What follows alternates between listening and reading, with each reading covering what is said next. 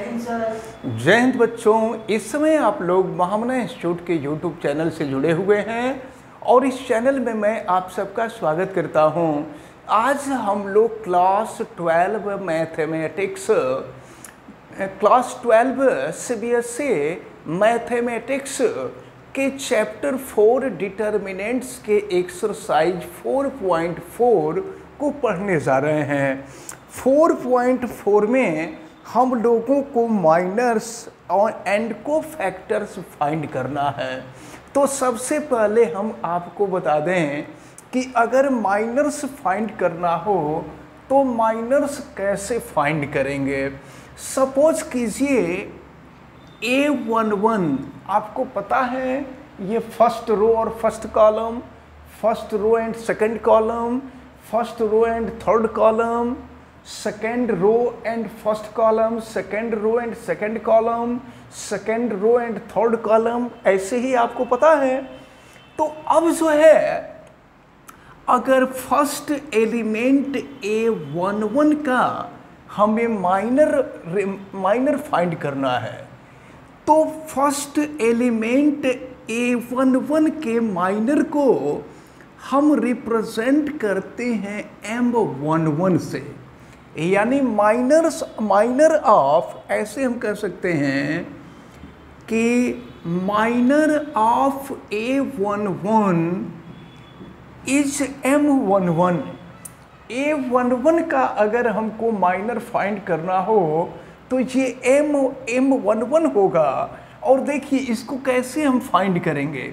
इसको फाइंड करने के लिए ये A11 का जो रो है इसको हम छोड़ देंगे और इसके कॉलम को छोड़ देंगे और जो बचेगा उसको हम नोट कर लेंगे A22, A33, A23, A33 और फिर इसको सॉल्व कर लेंगे तो जो वैल्यू आएगी वही M11 यानी A11 का माइनर होगा। अब एक चीज़ और हम आपको बता दें, अगर को फैक्टर फाइंड करना हो तो इसके को फैक्टर को हम A11 से रिप्रेजेंट करते हैं। देखें स्मॉल ये A11 एलिमेंट है, अगर A11 का को फैक्टर फाइंड करना हो तो उसको कैपिटल A11 से रिप्रेजेंट करते हैं। और जानते हैं इसकी वैल्यू क्या होती है, -1 का पावर रो प्लस कॉलम कर देते हैं। रो प्लस कॉलम यानी रो भी फर्स्ट है और कॉलम भी फर्स्ट है और इसमें मल्टीप्लाई कर देते हैं M11 का, यानी इसमें माइनर का मल्टीप्लाई कर देते हैं तो ये वैल्यू निकल जाती है। तो अगर माइनर फाइंड करना होगा तो ये मेथड आप यूज़ करेंगे और को फैक्टर फाइंड करना होगा तो ये मेथड यूज़ करेंगे।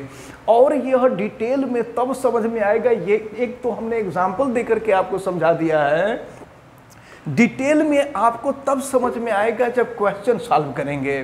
तो चलिए हम एक्सरसाइज 4.4 को शुरू करते हैं और एक्सरसाइज 4.4 में दिया हुआ है राइट माइनर्स एंड को factors of the elements of the following determinants. तो क्वेश्चन नंबर 1 का जो फर्स्ट पार्ट दिया हुआ है, देखिए फर्स्ट पार्ट में आपको दिया हुआ है 2 - 4 0 3। अब हम देखते हैं इसको हम चाहें तो A से रिप्रेजेंट कर देंगे। अब देखिए ये फर्स्ट एलिमेंट A11 है, स्मॉल A11 है, ये A12 है, ये 21 है, ये A22 है। तो हम A11 के माइनर को फाइंड करेंगे तो ये हो जाएगा M11। और देखें M11 की वैल्यू कैसे निकलेगी। हम इसका ये A11 फर्स्ट एलिमेंट है तो हम इसका माइनर फाइंड कर रहे हैं तो इसके रो और इसको कॉलम को हम छोड़ देंगे तो इसकी वैल्यू जो बचेगी, यहाँ केवल 3 बच रहा है तो ये M11 की वैल्यू हो जाएगी 3।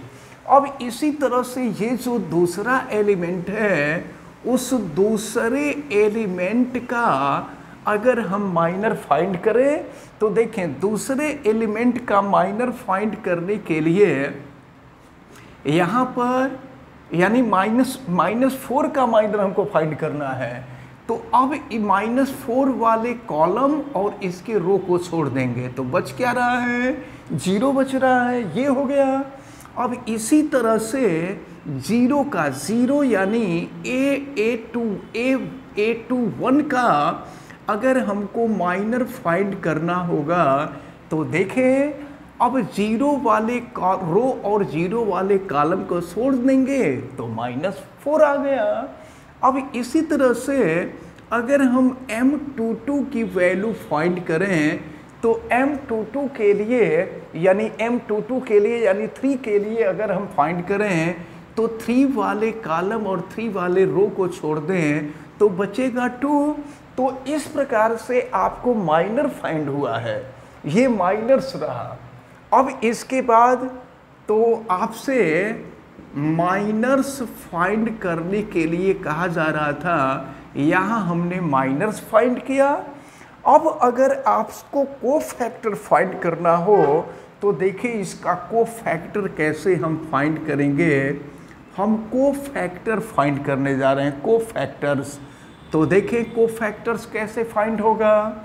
तो कोफैक्टर्स के लिए हमने कहा कि पहले एलिमेंट का अगर कोफैक्टर फाइंड करना होगा तो इसको A11 से रिप्रेजेंट करेंगे और इसकी वैल्यू फाइंड करने के लिए -1 का पावर 1 + 1 यानी रो प्लस कॉलम कर देते हैं और इनटू हम कर देते हैं यहाँ M11। देखिए ज़रा -1 का पावर 2 हो जाएगा और M11 की वैल्यू हम फाइंड कर चुके हैं, ये 3 है।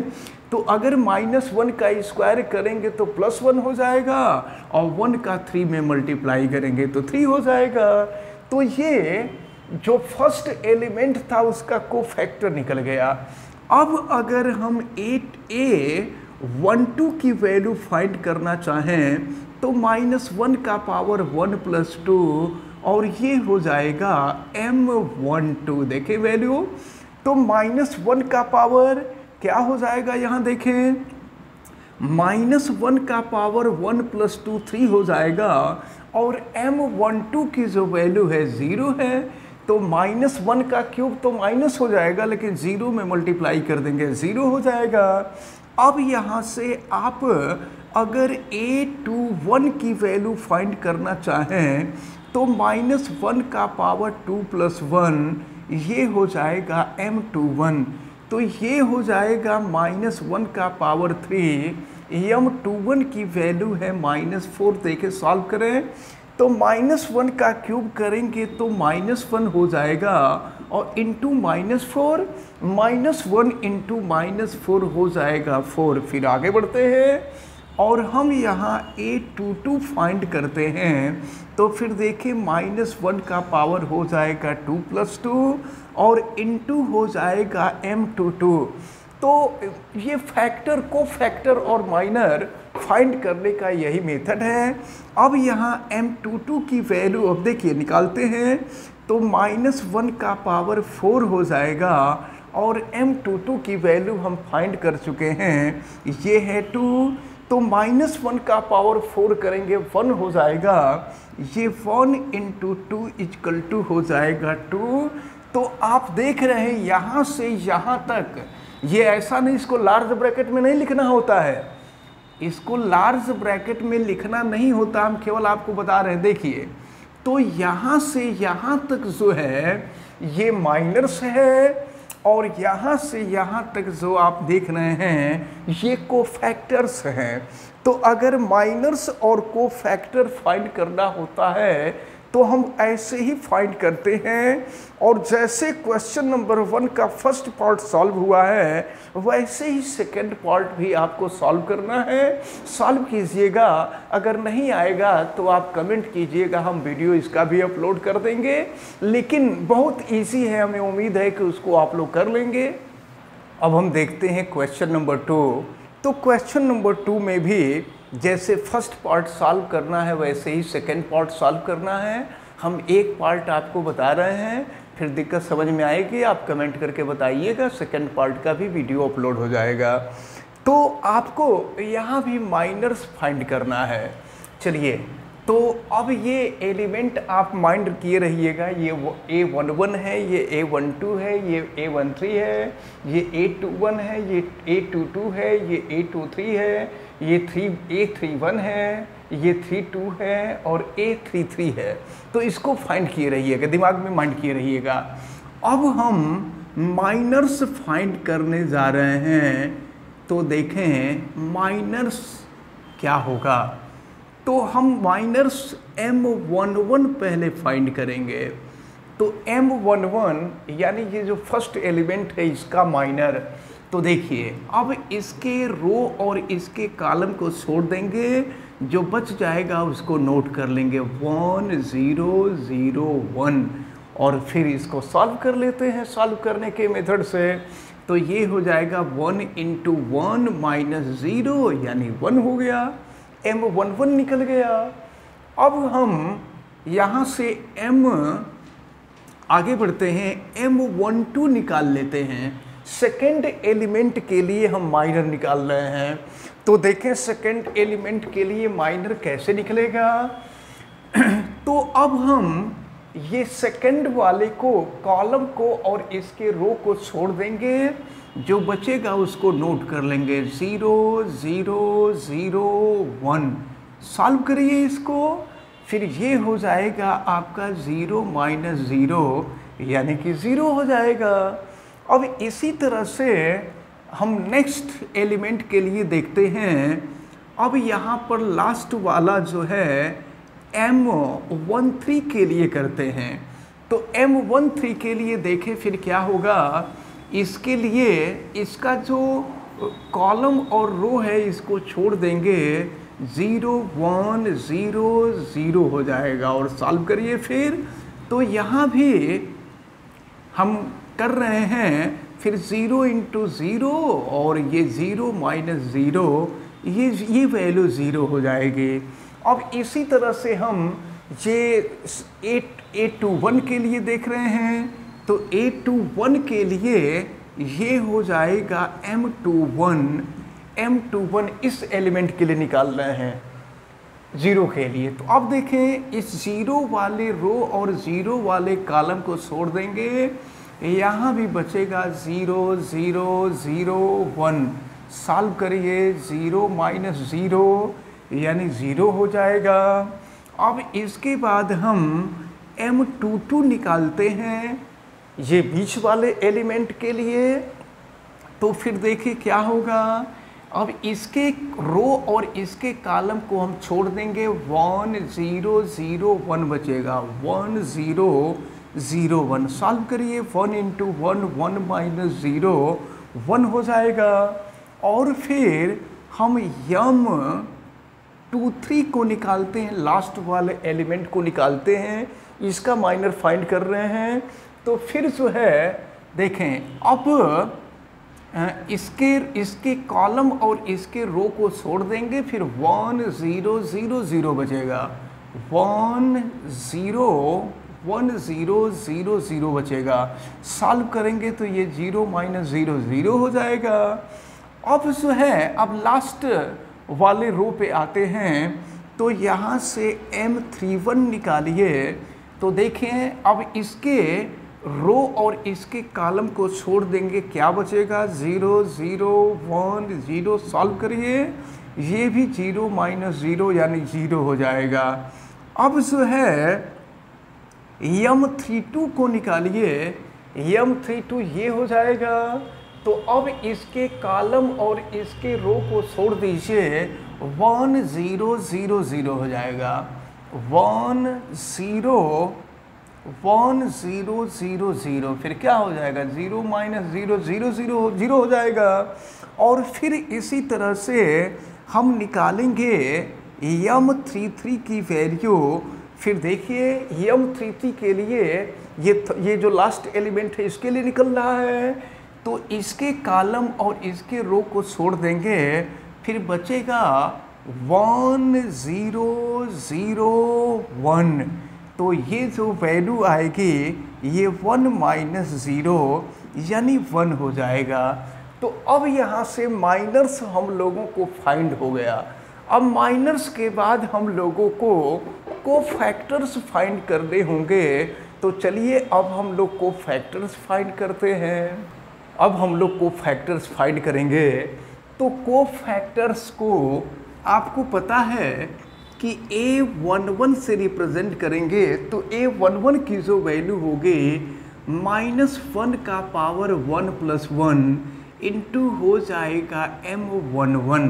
तो देखें -1 का पावर 1 + 1 करेंगे 2 हो जाएगा, और M11 की वैल्यू हमने फाइंड किया है, ये है 1। तो -1 का स्क्वायर करेंगे आप, तो -1 का स्क्वायर करेंगे तो 1 हो जाएगा इंटू 1 यानी 1 हो गया। तो A11 निकल गया। अब अगर आप यहाँ से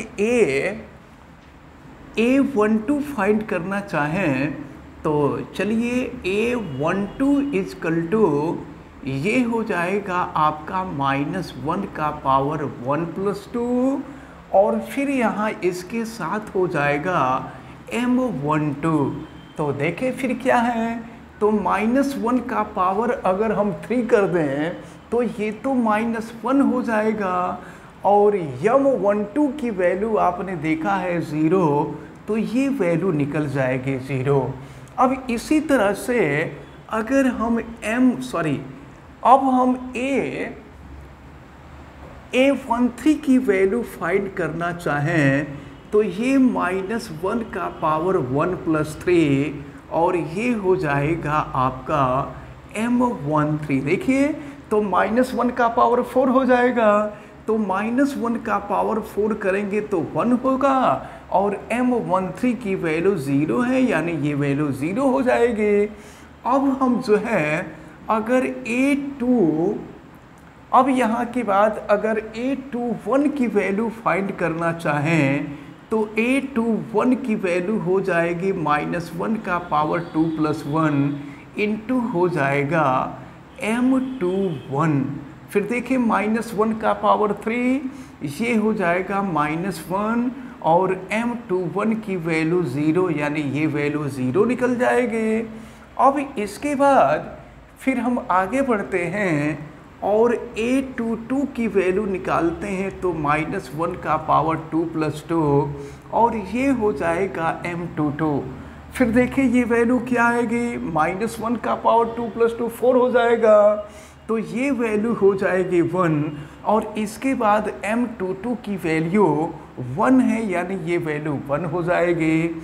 और फिर यहाँ से अगर A23 की वैल्यू हमको फाइंड करना है तो -1 का पावर हो जाएगा 2 + 3, और ये हो जाएगा आपका M23। तो -1 का पावर 5 हो जाएगा, और -1 का पावर 5 की वैल्यू -1 हो जाएगी, और M23 की वैल्यू 0 है यानी ये वैल्यू 0 हो जाएगी। अब इसी तरह से अगर हमको A31 फाइंड करना हो तो -1 का पावर 3 + 1, और ये कर देंगे M31। तो -1 का पावर तो 4 हो जाएगा, -1 का पावर 4 है, तो -1 का पावर 4 करेंगे तो 1 होगा, और M31 की वैल्यू 0 है यानी ये वैल्यू 0 हो जाएगी।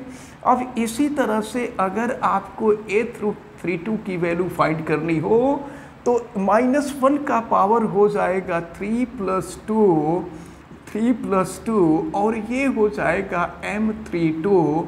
तो -1 का पावर 5 हो जाएगा, तो -1 का पावर 5 करेंगे तो ये हो जाएगा -1, और M32 की वैल्यू 0 है यानी ये भी वैल्यू आपकी 0 आ जाएगी।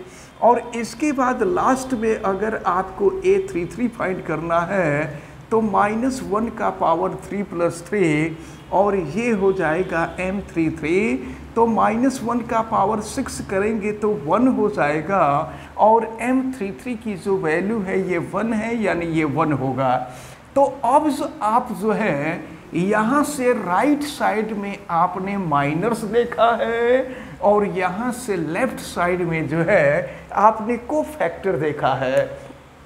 तो आपको इसी तरह से माइनर्स और कोफैक्टर फाइंड करने होंगे और फाइंड क्वेश्चंस को सॉल्व करने का यही मेथड है। हमें उम्मीद है कि आपको बहुत अच्छी तरह से ये सारी चीज़ें समझ में आई होंगी। अब इसके लिए काफ़ी स्पेस की ज़रूरत पड़ती है, इसलिए आज के वीडियो को हम लोगों को आगे पीछे करना पड़ा है, लेकिन हमें उम्मीद है कि आपको ये सारी चीज़ें बहुत अच्छी तरह से समझ में आई होंगी। आप वीडियो को लाइक ज़रूर कीजिएगा और अगर चैनल पे नए हैं तो चैनल को सब्सक्राइब भी कीजिएगा। चैनल सब्सक्राइब करने के लिए यूट्यूब पे मामना इंस्टीट्यूट को सर्च कीजिए और फिर रेड कलर के सब्सक्राइब वाले बटन को क्लिक कर दीजिए, चैनल सब्सक्राइब हो जाएगा। अगर किसी प्रकार की कोई दिक्कत समझ में आती है तो आप हमें कमेंट करके ज़रूर बताएं। वीडियो को मैक्सिमम स्टूडेंट तक शेयर करें ताकि मैक्सिमम स्टूडेंट इस इम्पॉर्टेंट टर्म को अच्छी तरह से समझ सकें। आप बेल आइकन को भी प्रेस करें ताकि प्रतिदिन पढ़ने वाले वीडियो की सूचना आपको मिलती रहे। आप सभी लोगों का बहुत बहुत धन्यवाद। जय हिंद।